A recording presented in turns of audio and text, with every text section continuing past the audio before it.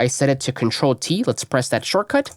And there you have it. A brand new audio track, a mono track, as you can see here, titled guitar with an EQ ready to go. A lot of Studio Pro users are leaving a ton of workflow speed on the table and they don't even know it. Here are 5 features that you're probably sleeping on. One of the things you probably do a lot, especially if you work with MIDI and virtual instruments, is to duplicate a VST. Oftentimes this happens because we want maybe the same virtual instrument but with a different patch.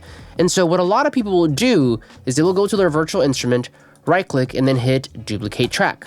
Now this sounds right because it's in the name, but what this actually does is it creates a second track with the same instance of the previous virtual instrument. What this ultimately means is that if you change the preset and then go back to the first, you'll realize that it also changed it there, and that's because they're linked. What you actually want to do if you want to duplicate properly is you want to right-click and go over to Duplicate Track Complete. What this will do essentially is create a separate instance of that virtual instrument that you can then go in there and change patches however you like without messing up the first.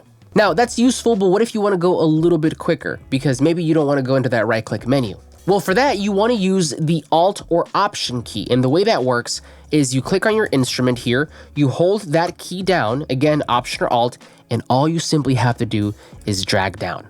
And so, as you just saw me do, I did a Duplicate Track Complete, meaning I have a separate instance of this virtual instrument, and then I can basically just pick a different patch. Super useful.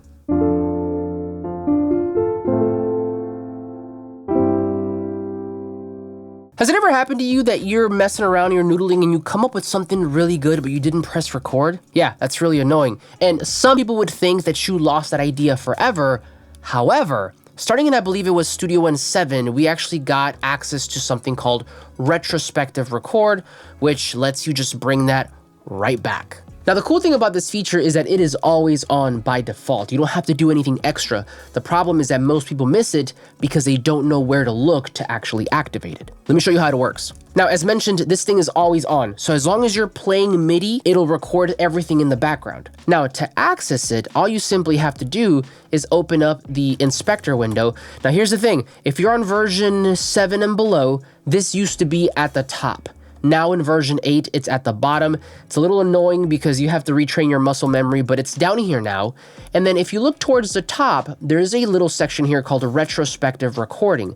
Every time that you play something, that little rewind arrow will turn red, indicating that it has stored whatever you played in the program's memory. And so all you simply have to do to recall that is press the little button and your MIDI comes right back.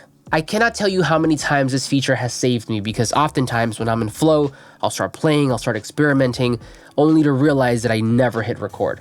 Okay, next up we have my absolute favorite feature in Studio One or Studio Pro, and that is macros. Now, if you've been here a while, you've heard me yap about this endlessly, but if you're new or if you don't know what macros are, essentially you can think of them as an aggregate or a combination of different small commands or tasks that you string together to create a bigger task that you then activate with a single button click. So let's say, for example, that you wanted to create a macro where every time that you add a new mono audio track, it also comes pre-included with an EQ. So here's how you would do that. First, let's go over to our macro organizer. So that'll be Studio Pro, your main menu, macro organizer. And so we're gonna get this pop-up window first and foremost. This essentially is a list of all the macros you've ever made or the ones that came native with the program. But what you wanna do is you wanna hit over to New, and then we're gonna get this secondary window here. Once here, simply search for the commands that you wanna string together.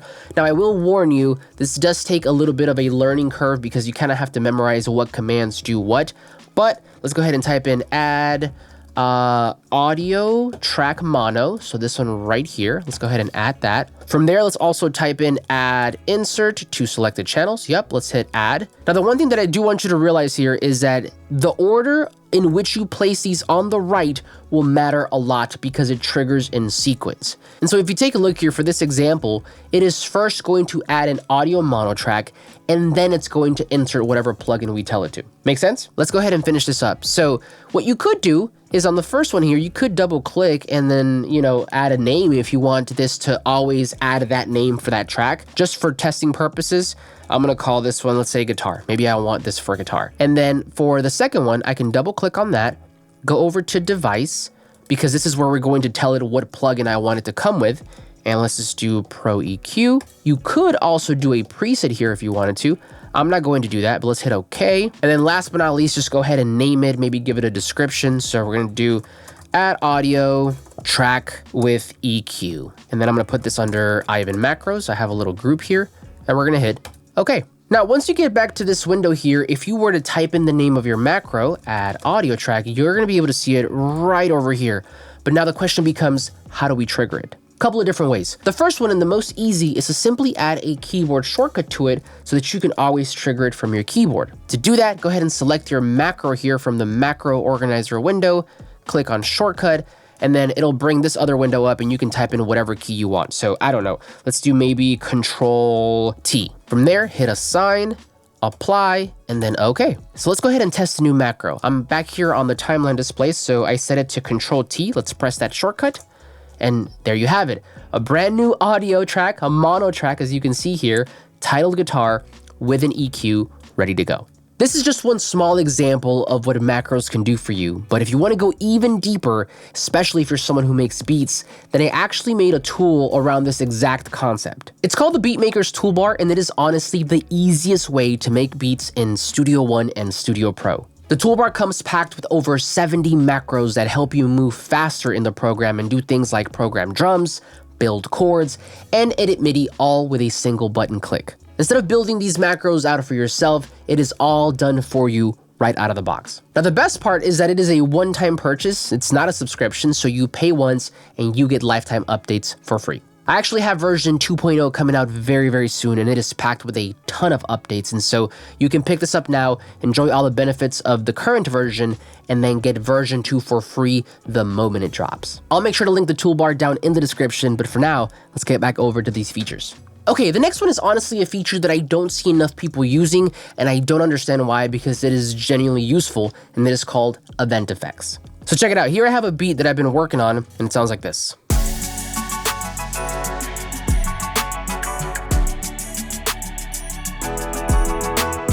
Now, most of us know that if you wanted to add some sort of insert or effect to a sound, then you would click on that track. You can either add it through the inspector window or through the console. However, this applies that effect to the entire track, meaning all the sounds in that track. But what if I wanted to add an effect to only one specific portion of that track? How would I do that? Well, for that, you would use event effects. Let me show you. So just for demo purposes, let's say that I wanted a big reverb on this snare right over here. Well, the first thing I'm gonna do is I'm gonna click on that event, which has currently 4 snares. I'm gonna Command or Control B to make that into audio. And the cool thing with Studio Pro is that it'll actually mute the MIDI before giving you the audio, so that's really useful. Then what I'm gonna do is I'm gonna isolate whatever snare I want. And so let's maybe do this one here. I'm gonna just cut that out. And then last but not least, let's go ahead and look for the effect that I want. So I'm gonna open up my browser, go over to the effects tab. Once you find what you want, simply click on it and drag it over. Now here I want you to notice 2 things. The first is that if you do nothing else, but just simply drag and drop, it's going to apply it to the entire track. This is an extra little pro tip for you. However, what we wanna do is we wanna add it to only that second reverb hit. So for that, click, drag over that event, but before you let go, hold the Option or Alt key, and notice how that changes only to highlight that snare, and the text now reads Add Event Effects. While holding the Option or Alt key, let go, and then look what happens. As you can see, the plugin was not added to the track itself, so it's not affecting all snares. It's only being added, or was only added, to that one individual snare hit. And you know that because we get a little effects sort of logo on the bottom left of that audio event. Now from here, of course, you can mess around with whatever plugin you have. So let me do some very quick adjustments here. And now if we solo that, this is what we get. Super, super cool. Now here's the coolest thing about this. If you open up your inspector window, which we established earlier is down at the bottom for version 8 users, or top left if you're version 7 and below, you can actually see this little area here in the middle, which pertains to event effects. Now here I want to point your attention to the area towards the top because there's a little drop down arrow. If you click on that, you can add more effects if you want to create some sort of like stack. But most importantly, you could also hit the render button.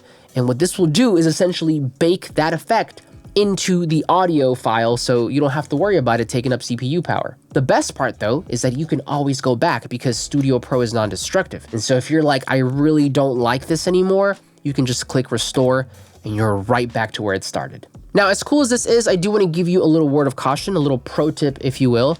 As the name suggests, this works on an event per event basis. So in my opinion, this works best whenever you're trying to add a little bit of flair, a little bit of sauce in a few spots throughout your arrangement. If you're trying to add it to a sound that happens frequently, it's probably best that you add it to the track so you save yourself some time. Anyway, I think this is one of the coolest features in Studio Pro, and it's been here for a while, so now you know.